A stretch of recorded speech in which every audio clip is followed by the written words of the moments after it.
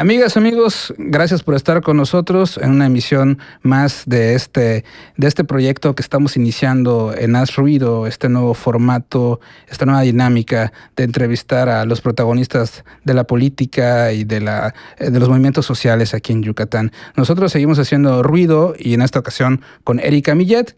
Quédense con nosotros y a hacer ruido.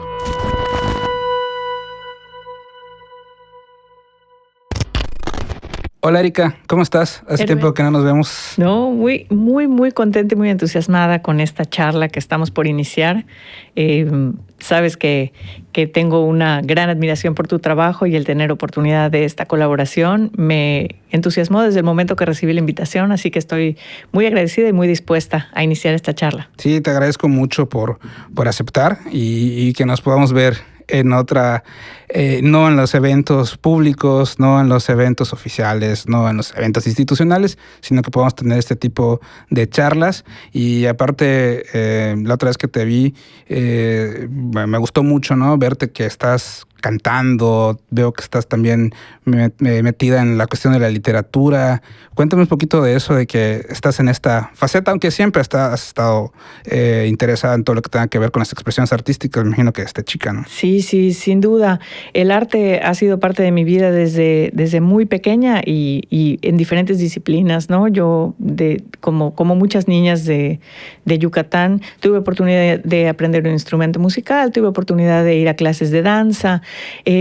Después, pues elegí el periodismo como profesión para estudiar como carrera y esto pues me fue llevando al espacio de las letras que siempre me ha gustado, pero después por situaciones del destino, por circunstancias, por decisiones que uno va tomando en el camino, pues me decanté un poco por el servicio público, porque así se fueron dando las oportunidades y me especialicé dentro del ámbito de la comunicación en lo que es imagen, relaciones públicas, porque quise ser la mejor servidora pública que pudiera ser, ¿no? Tuve una carrera de servidora pública de más de 20 años, con muy pocas interrupciones, entonces pudiéramos decir prácticamente que fueron 20 años consecutivos, pero sin duda el arte y las manifestaciones artísticas me han acompañado y este ha sido un momento ideal para mí para regresar. Lo estoy disfrutando muchísimo porque además no fue algo que yo planeara como que, bueno, ahora que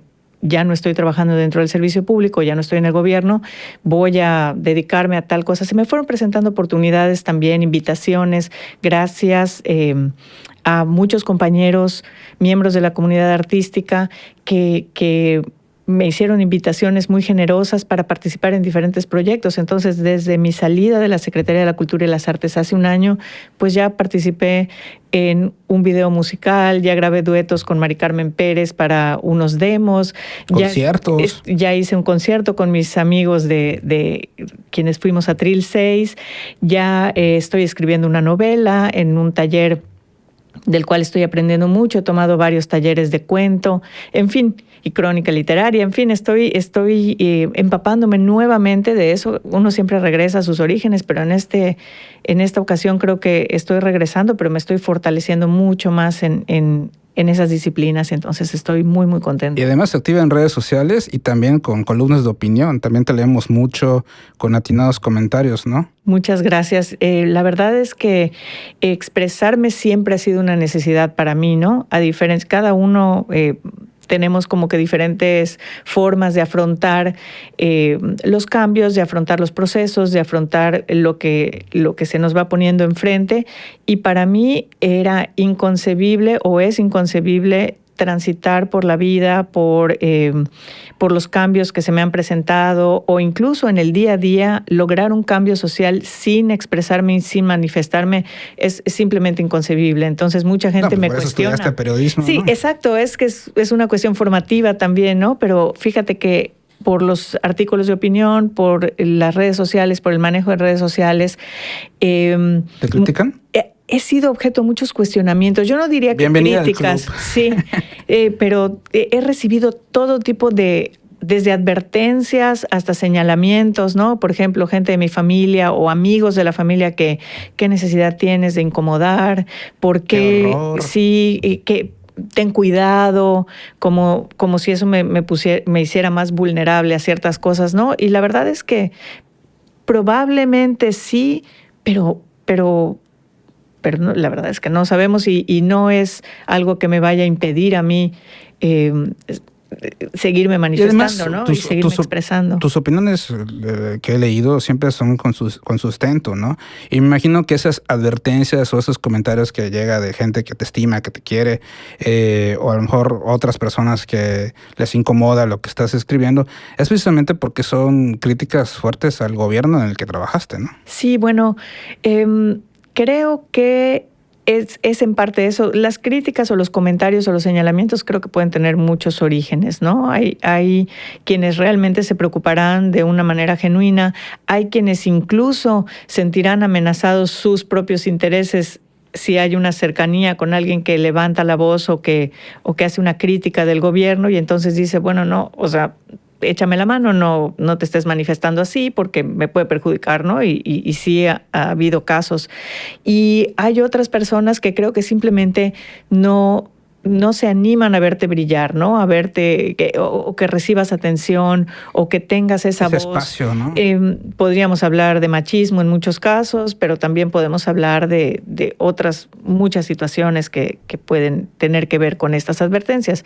Ahora, lo que tú decías es trato, por lo menos, de que mis opiniones sean fundamentadas. Alguna vez yo dije, nunca voy a hablar o a escribir de algo que no me conste o que no sepa, o que no venga de una fuente fidedigna, ¿no? Como la ética periodística nos lo indica. Entonces, pues y bueno, pero estuviste ahí adentro, ¿no? Así es. Y de repente, viendo estas columnas que tú escribes o los comentarios que vemos en tus redes sociales, en Twitter, en Facebook, de repente uno puede preguntarse, pues, ¿cómo era trabajar en ese gobierno? A mí me da la impresión, y te lo digo como una persona que se dedica al periodismo y que de repente también hay cosas que uno escribe que no les gusta a la gente que trabaja en la administración de Mauricio Vila Dosal. Me imagino que, te lo pregunto abiertamente, se me hace que son personas que no soportan la crítica o que les es muy difícil de repente recibir comentarios que al final de cuentas tienen que ser proactivos para el bien de la gente, no es para criticarlos por criticar, ¿no? ¿O es una impresión genuina? ¿Es así?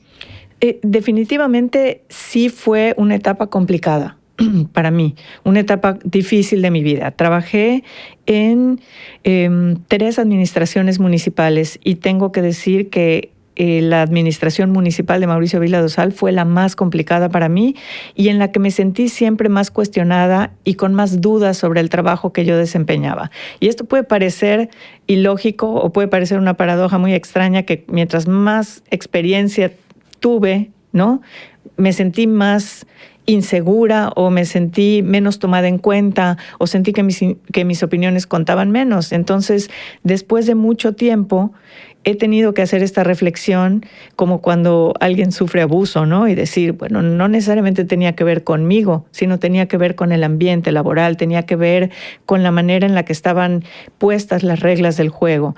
Y después de la administración municipal, pues vino bueno, en la misma administración municipal yo empecé como subdirectora de Relaciones Públicas y fui cambiada o transferida a la Dirección Ejecutiva de Capital Americana de la Cultura cuando el momento fue preciso. Creo que la gestión en Capital Americana de la Cultura fue... Pero ¿fue un ascenso o fue algo como decir, no me gusta que estés aquí como Relaciones Públicas? Yo creo que fue coyuntural.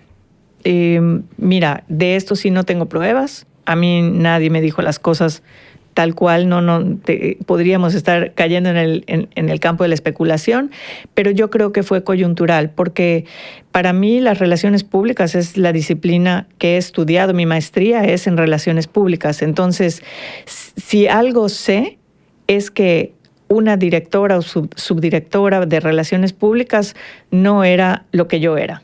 Yo no tenía el lugar que yo sabía que una profesional de las relaciones públicas para un gobierno debería tener. Pues, ¿qué te ponían a hacer?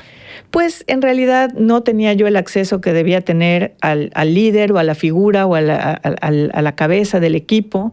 Yo nunca tuve acceso a hablar con el alcalde, a tener horas de despacho, de intercambio, de darle mis puntos de vista, cuando esto es vital. Es primordial para el ejercicio de las relaciones públicas, para que todo tenga una consistencia, ¿no? Con la planeación, con la comunicación estratégica, con la imagen del gobernante, y nunca la labor fue vista de esta forma, ¿no? Y yo muchas veces traté, pues, de exponer esto, de la visión que yo tenía, la visión profesional de las relaciones públicas, pero la puerta nunca se abrió. Entonces, desconozco por qué. Desconozco si desde una visión o las expectativas que él mismo tenía de las relaciones públicas, porque lo consideraba innecesario o porque a lo mejor no había una química, no sé, una química, podríamos llamarle, entre él y yo. Y creo que la llegada de la oportunidad en la dirección ejecutiva de Capital Americana de la Cultura fue coyuntural. Y creo que fue afortunado para todos, porque fue una gran oportunidad para mí de trabajar en una programación artística que nos llenó muchísimo, trabajar con un equipo fantástico en el que tuve la oportunidad de consolidar amistades importantísimas y además con gente muy talentosa como Cristian Rivero, como Malek Abdala, que ahorita está en el Palacio de la Música, como Luis Antonio Andrade, Shirley Dorantes, que ahorita está en el Secuni. En fin, éramos un equipo muy dinámico, pequeño, pero muy bien integrado.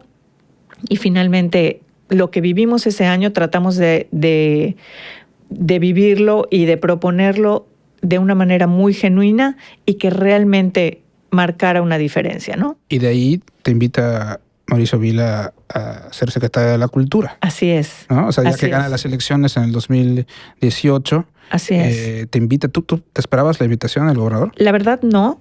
La verdad. Después de esta experiencia. Después de la experiencia, creo que era algo que yo no me esperaba. Sin embargo, creo que el trabajo en Capital Americana de la Cultura fue redituable para él en términos de imagen. Fue algo que logramos balancear, porque muchas veces nuestras propuestas no necesariamente iban de la mano con los deseos que tanto el líder del equipo, que era el alcalde, como su gente cercana tenían sobre lo que debía de ser un festival como este. Y hubo choques, y hubo encontronazos, y hubo estira y afloja, pero creo que finalmente el objetivo fue bueno, o sea, se alcanzó de una manera adecuada y también fue redituable para él en términos de imagen y, bueno, se logra la victoria electoral para el gobierno del Estado. Y la verdad es que yo jamás, en términos de la relación que había entre el gobernador electo y yo, jamás me imaginé que me invitara a ser titular de una secretaría. Sabía que tal vez tenía un lugar por el trabajo desempeñado y recibiría alguna invitación. Me imaginé en la dirección de promoción artística de la Sede Culta, me imaginé en algún puesto de relaciones públicas en cualquiera de las dependencias que se necesitara. Me imaginé incluso trabajando para los medios de comunicación nuevamente, en comunicación social, un puesto que yo ya había ocupado antes en alguna administración municipal, en la de Manuel Fuentes. En fin, me imaginé cualquier cosa menos la titularidad de una secretaría. Yo sé que antes que a mí se hizo la invitación a otras personas que no aceptaron el puesto, ¿no?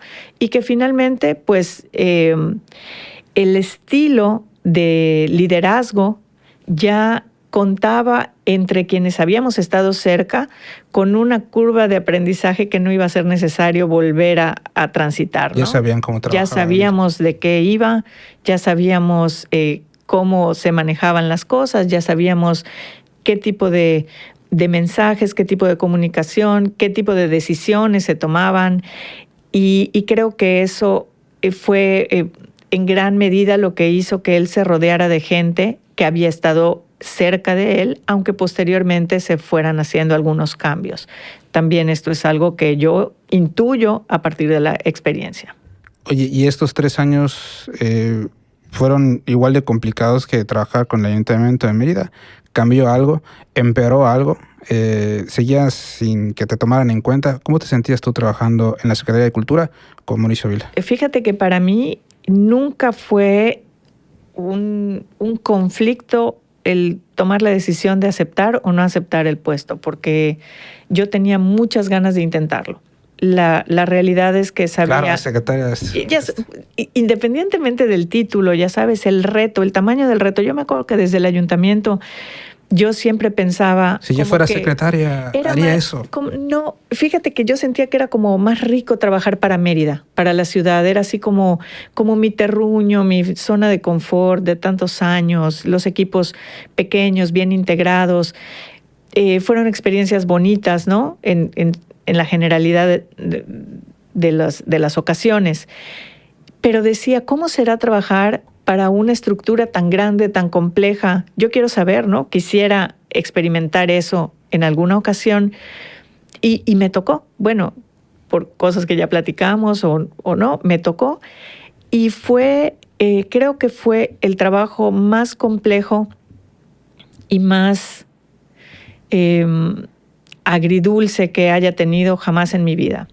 Y dicen que no hay que decir de esta agua no beberé, ¿no? Pero hoy por hoy, un año después de mi salida, quedé por la experiencia en su generalidad tan impactada por todo lo que pasó, por todas las circunstancias en las cuales trabajé y por el final, que creo que no quisiera volver a pasar por eso, ¿no? Tendría que ser un gobierno muy especial, con un liderazgo muy especial, muy carismático, muy conectado conmigo y con mi ideología, a lo mejor de manera muy directa, y eso es complicado que pase, ¿no? Porque las cosas no se tratan de uno, sino se tratan del líder.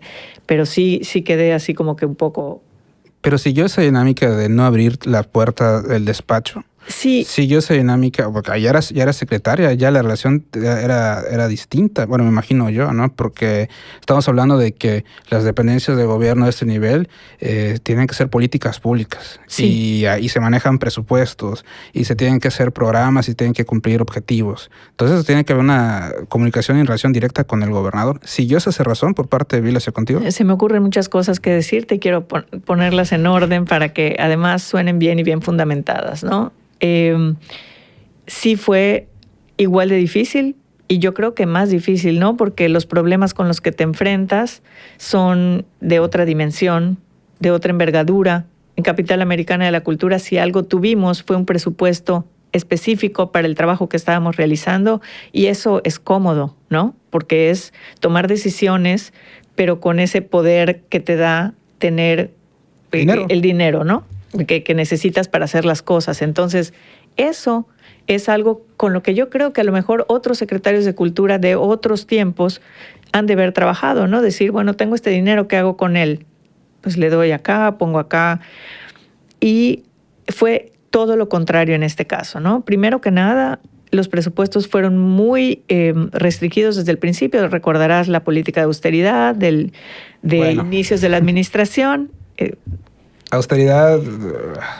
La política que se anunció de recortes y de austeridad de principios de la administración fue congruente con los presupuestos que se fueron aprobando y posteriormente, en vez de mejorar al siguiente año, pues recibimos otro recortito, hubo necesidad de hacer más ajustes y después vino la pandemia, que yo digo que en el caso de la cultura vino un poco como anillo al dedo, usando esta expresión presidencial, porque hubo pretexto para ya no asignar más dinero a la cultura. Yo entiendo que había necesidades, que habían prioridades, la salud, el desarrollo social eran una prioridad. La cultura también es importante en todo eso. Exactamente, eso fue política para la prevención. Eso fue algo que nosotros tratamos de comunicar constantemente y fue algo que no logramos explicar a lo mejor de una manera contundente por por asumir una parte de la responsabilidad, ¿no?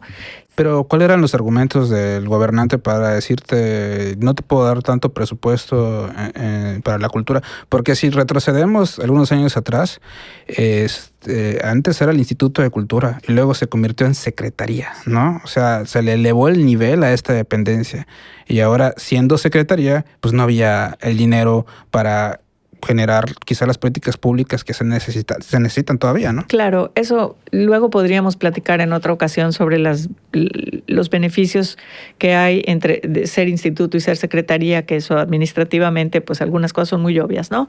Pero sí, realmente los presupuestos fueron muy escasos y respondiendo a tu pregunta de manera muy puntual, voy a usar una frase que él mismo usó para justificar alguna o para explicar o poner punto final a alguna solicitud puntual que yo estaba haciendo, ¿no? Que era, hay prioridades. Y evidentemente, para él, la cultura no era una prioridad. No sé ahora qué tanto haya cambiado eso. Yo creo que sigue sin ser su prioridad, pero que de alguna manera en esta carrera que él ha emprendido hacia colocarse en una determinada posición política que él está buscando, entenderá que tiene que acotar un poco esa distancia que ha dejado suelta. Sin embargo, es definitivo que la cultura nunca fue ni ha sido su prioridad, ¿no? Y de eso hay innumerables ejemplos que pues no sé, tú me dirás.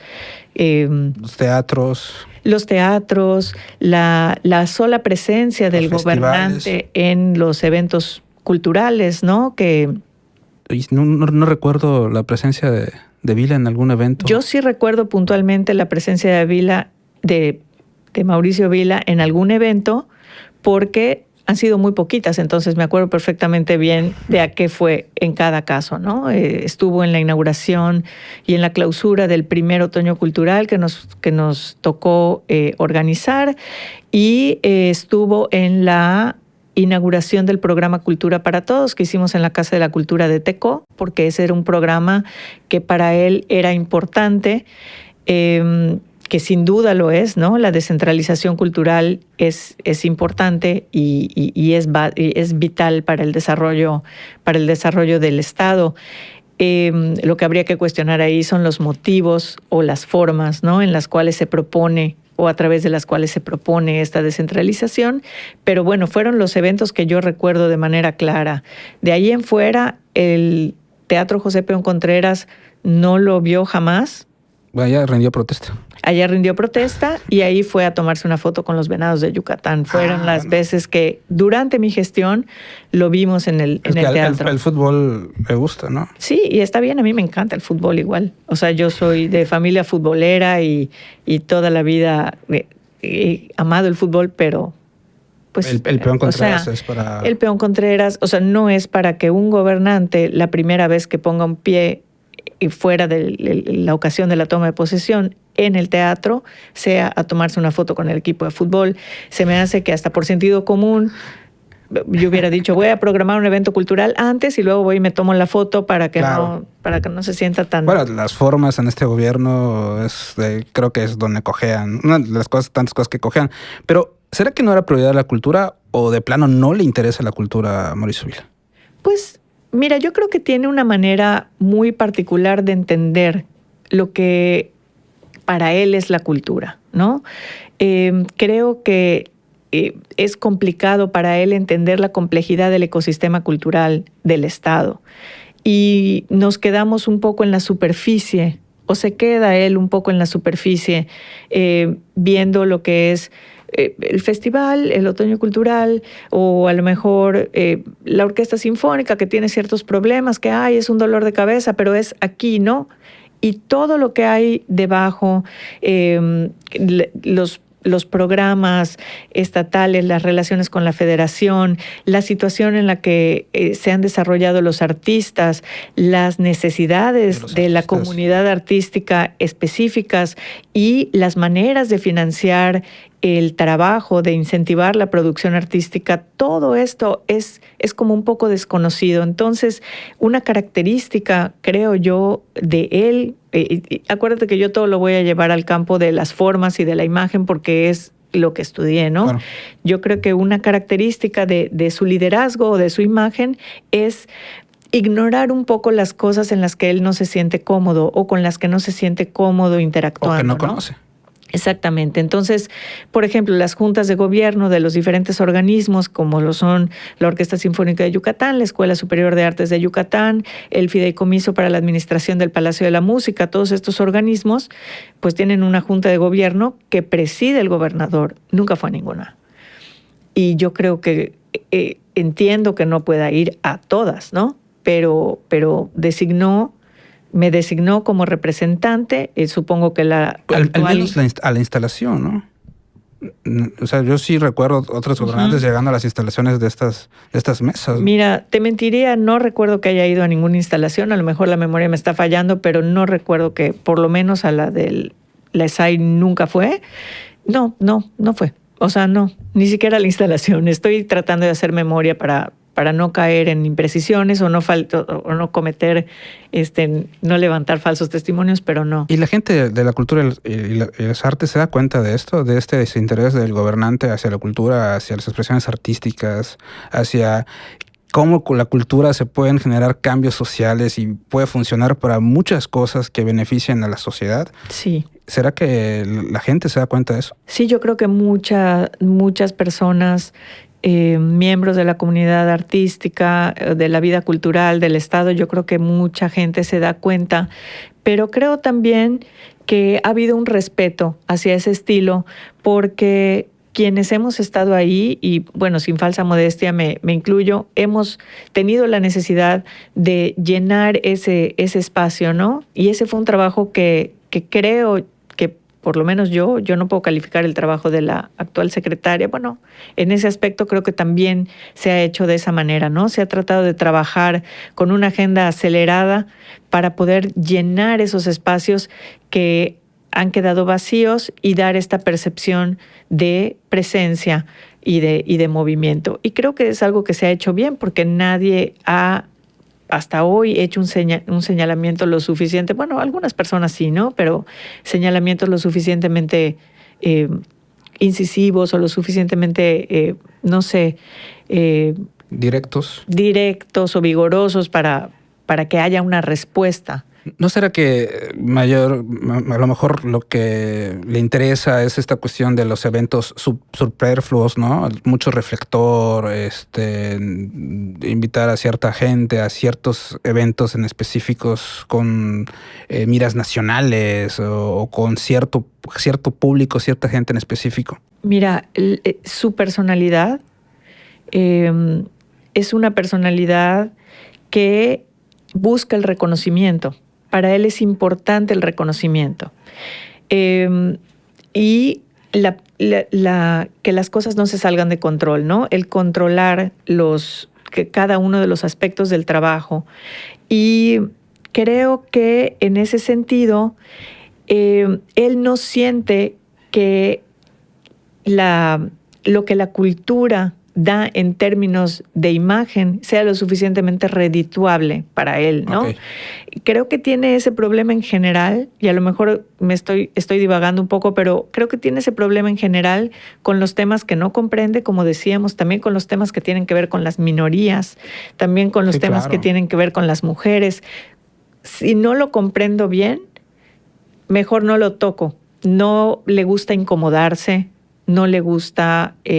como si no sucediera, ¿no? Navegar en aguas que le son extrañas o que le son un poco inciertas, y entonces mejor lo ignoro, que se ocupe quien se tenga que ocupar, y pues yo me dedico a lo que para mí es redituable en términos de imagen, ¿no? Que yo creo que hacia allá va la mayor administrar en vez de gobernar. Sí, él es un tecnócrata, y es una persona altamente pragmática, ¿no? Entonces es lo que 2 más 2 son 4 y lo que tiene que rendir un dividendo en términos políticos. Yo creo que eso se ha privilegiado muchísimo.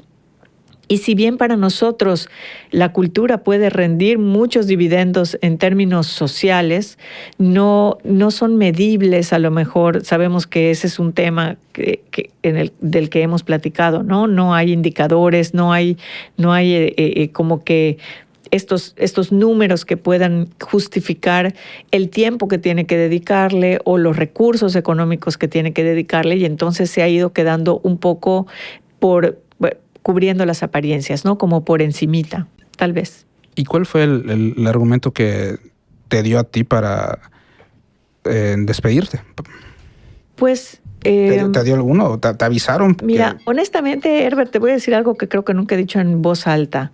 Yo tenía ya mis dudas sobre el final de mi gestión, porque sentía muy tirante el ambiente, sentía ya un silencio del lado del gobernador. Yo fui reprendida incluso por el jefe del despacho del gobernador por mandarle un WhatsApp un día acerca de un tema cualquiera, ¿no? O sea, ¿te regañaron porque le mandaste un WhatsApp al jefe? Sí, me regañaron y me dijeron, velo conmigo porque, o sea, como que no lo molestes con esas cosas, ¿no? Y bueno, pero no le hablaste, me imagino, para alguna nimiedad. Además, yo no le hablaba cada viernes y domingo. O sea, yo sí te quiero confesar que esto es algo que nunca he dicho, lo que te decía que nunca he dicho en voz alta, que yo buscaba las oportunidades para establecer un contacto con él, con el anhelo de que nuestra relación mejorara, a lo mejor, ¿no? Y que pudiéramos hablar de una manera más cercana de los temas y de poder influir de una manera positiva en la forma en la que él veía la cultura o que veía determinado tema. Y nunca me salió bien. Entonces, yo me... ¿Y te regañaron? Me han regañado, sí, me regañaron en algunas ocasiones por pedir cosas que sentían que no estaban justificadas. Me llegaron a decir, por ejemplo, solo pides y no das soluciones, ¿no? Cuando hablábamos del presupuesto, por ejemplo, para la Orquesta Sinfónica de Yucatán, yo tratando de explicar que la Orquesta Sinfónica era una orquesta del Estado, no se podía decidir de un plumazo quitarle el presupuesto, pues porque era una orquesta estatal. Puede gustarte, puede no gustarte, puedes creer que ese dinero se puede usar para otra cosa, pero la realidad es que era un compromiso sellado en un fideicomiso del cual tú eres el jefe, y ese tipo de cosas, pues al tratar de explicarlas... O sea, no es un software que vas a cerrar y ya, ¿no? O sea, exacto, generaban molestia, y así te puedo contar un rosario de anécdotas que sería meternos como en cosas muy puntuales, y no quiero que suene tampoco a chisme, ¿no? Y como me decía una muy querida amiga, que no hables, parece que estás respirando por la herida, ¿no? Y la verdad nunca ha sido mi intención, pero sí creo que hay cosas que hay que analizar. No, y que enojaban, me imagino, frustraban. Por supuesto, fue una época muy frustrante, fue una época de insomnios. Tengo que ser muy, muy honesta. Y la verdad que llegó un punto en el que yo ya trabajé en modo kamikaze, ¿no? Ya no me importaba si me iban a regañar o no me iba a regañar, entonces yo me tiraba así, como gordita en tobogán, así de que, bueno, esto es lo que creo y lo voy a defender, porque de todas maneras sentía que no tenía nada que proteger, ¿no? En cuanto a nuestra relación. Y aparte era tu trabajo. Y era mi trabajo, o sea, yo sí... a lo mejor es una bendición o es una maldición, pero siempre he tratado de ser muy congruente y no se me da la complacencia. No se me da agacharme cuando creo que hay cosas importantes en juego. Y ese fue el tema, creo que terminó por hundirme, ¿no? En muchos aspectos. ¿Y cómo te avisaron que ya no ibas a estar en pues, ¿Te avisaron? Pues el jefe del despacho me avisó que ya... que me llamó un sábado por la tarde. Ramírez, ¿no? Sí, yo estaba fuera, yo estaba de viaje, pero mi queridísima amiga María Herrera, ¿Quién era secretaria? que era secretaria de las mujeres, que estaba en la misma situación que yo, me había mandado un mensaje y me dijo, oye, ya te mandaron llamar porque me mandaron llamar a mí. Y luego cuando salió de la entrevista me dijo, pues ya me despidieron. Y cuando me mandaron para citar a mí, pues yo ya sabía que que iba a correr la misma suerte, ¿no? Era un poco lógico pensarlo. Además, teníamos un poco el mismo perfil, un poco la coincidencia en cuanto a el entendimiento que hay de ciertos temas, la problemática que podía ser similar en muchas cuestiones, ¿no? Y pues entendí que así iba a ser, sin embargo no me dijeron porque como estaba fuera yo supongo que no querían filtrar la nota hasta que no fuera 5:12, entonces no me dijeron el sábado, a pesar de que yo ya sabía. Regresé el domingo yo estaba en Quintana Roo en la boda de una familiar. Y pues el domingo supe que ya me habían despedido de boca de Edgar Ramírez. Me dieron las gracias y me dijo, no te preocupes, que tu puesto lo va a ocupar alguien a quien tú respetas mucho y vas a estar tranquila. Y esa fue la tranquilidad que me dio. ¿Y Vila te llamó, te mandó un WhatsApp? No, nunca volví a hablar con él. Nunca volví a hablar con él. La última comunicación que tuve con él fue, te digo, ya eran tiempos de pandemia. Habían comenzado las brigadas de vacunación. En la Escuela Superior de Artes había un centro de vacunación ya instalado y nos dijeron que nos mandó un mensaje pues llamándonos la atención porque no se estaban cumpliendo los horarios, una cosa así. Y yo le respondí, después de hacer las averiguaciones con mi gente, que le habían pasado mala información, que nosotros estábamos cumpliendo en tiempo y forma con los horarios. Y ya no me respondió nada y esa fue la última vez que tuve comunicación con él y de ahí en fuera, no, ni siquiera para despedirse de mí. Yo recuerdo que hubo una rueda de prensa de esas que hacía precisamente en las temporadas de vacunación, antes de que el gobernador hiciera sus ruedas de prensa VIP, en donde no invita a todos los reporteros, sino solo unos cuantos.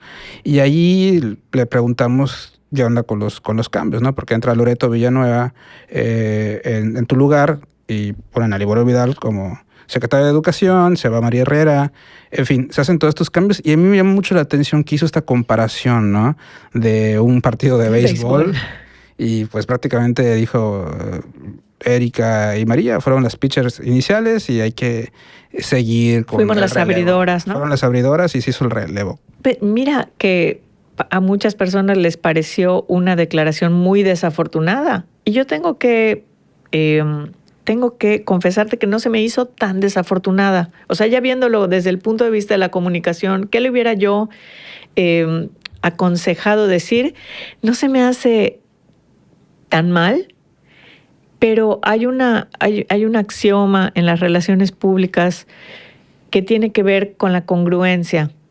Si esa misma explicación nos la hubiera dado a nosotros por simple decencia, creo que su declaración hubiera estado mejor sustentada en cosas reales, ¿no? Como decías hace un rato, las formas importan y las formas no han sido el fuerte hacia el interior, porque las formas hacia el exterior están cuidadas en exceso, ¿no? O al extremo. Y en ese caso, pues tal vez si yo hubiera recibido por cortesía una explicación similar, oye, te agradezco el trabajo que hiciste, pero ahora tengo necesidad de hacer estos cambios, pues dices, uno sabe que estos trabajos son así, ¿no? Tienen principio y tienen final, pero muchas veces las formas terminan impactando de una manera en la que es muy difícil superar la situación. Y muestran de cuerpo entero cómo es la gente, ¿no? Sí, creo que sí. Oye, nada más para ir terminando, sí. ¿Volverías a la administración pública o ya con este sabor agridulce de haber trabajado en este gobierno, lo pensarías dos veces? La verdad, como te decía hace un momento, yo creo que nunca hay que decir de esta agua no beberé, porque luego hace poco algo publiqué en el Twitter y algunos detractores que tengo allá del ecosistema cultural me decían... estoy entendiendo que nunca volvería a la administración pública. Usted puede entender lo que guste, ¿no? Yo no estoy diciendo si voy a volver o no voy a volver. Yo creo que tendrían que ser circunstancias muy especiales. Tendrían que ser liderazgos que me motivaran mucho, ¿no? Y yo creo que también la edad es un factor importante. Vienen nuevas generaciones mejor preparadas en muchos aspectos, empujando fuerte. Y yo sí creo en esos relevos generacionales. Si bien la experiencia cuenta y nunca uno está negado a compartir su experiencia si a alguien le sirve, sí creo que pues el relevo generacional es el relevo generacional y vendrá gente como tú, como el mismo gobernador, ¿no? Que son más jóvenes a ocupar esos lugares y yo pues sí creo que sería difícil, contestando puntualmente a tu pregunta, creo que sería difícil volver a ocupar un puesto en el organigrama. Perfecto. Nada más ya para cerrar, Erika, si te parece bien, tenemos este ejercicio en el que yo te digo unas palabras, algunos nombres también, y tú puedes responderme con lo primero que te venga en la mente. Puede ser una respuesta con una palabra, puede ser una oración, puede ser algo mucho más elaborado. Sí, puede ser más elaborado. Súper más elaborado. Eso me pone muy nerviosa. Perfecto. Entonces yo te hago te digo las palabras y ya tú me dices, ¿vale? Bueno. Cultura. La esperanza para una mejor sociedad. Periodismo. Verdad y compromiso. LGBT más. Inclusión, una necesidad de construir una sociedad más abierta, más fuerte, más equitativa, ¿no? Más justa para todos. Pandemia.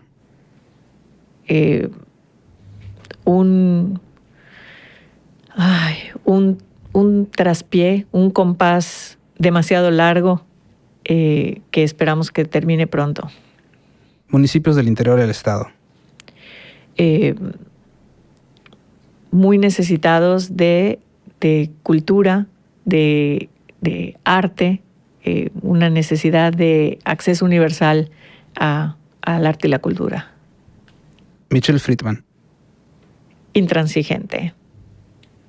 Mauricio Vila. Narcisista, controlador, tecnócrata. 4T. Una gran decepción para el país. Renan Barrera. Un hombre sensible, un buen alcalde, una persona con muchos retos por delante. 2024.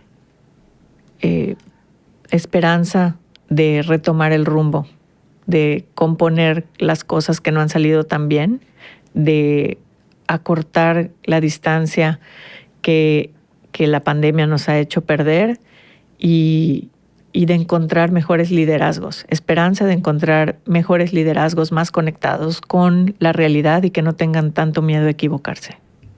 Sí, eso creo que coincido contigo. Necesitamos a gente en esos espacios que conozcan lo que está padeciendo mucha gente en Yucatán y los conflictos y los problemas tan graves y reales que ahí están y que parece que mucha gente quiere esconder debajo de la alfombra. Sin duda, y necesitamos también pensar en el 2024 como una manera genuina de lograr una verdadera división de poderes, de lograr contrapesos.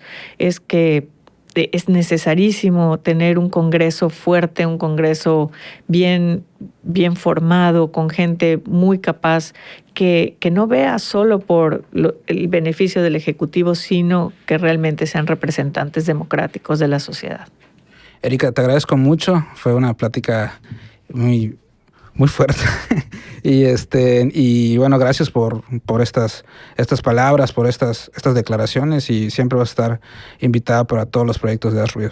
Muchas gracias, Herbert. La verdad es que sí, gracias por permitirme abrir mi corazón. Es la primera vez que hablo de una manera tan abierta sobre estos temas, no con afán de condenar a nadie, claro, o de rascarme las heridas, sino simplemente porque, como dices, son cosas que pintan de cuerpo entero a a quienes están al frente de nuestros destinos, ¿no? Finalmente.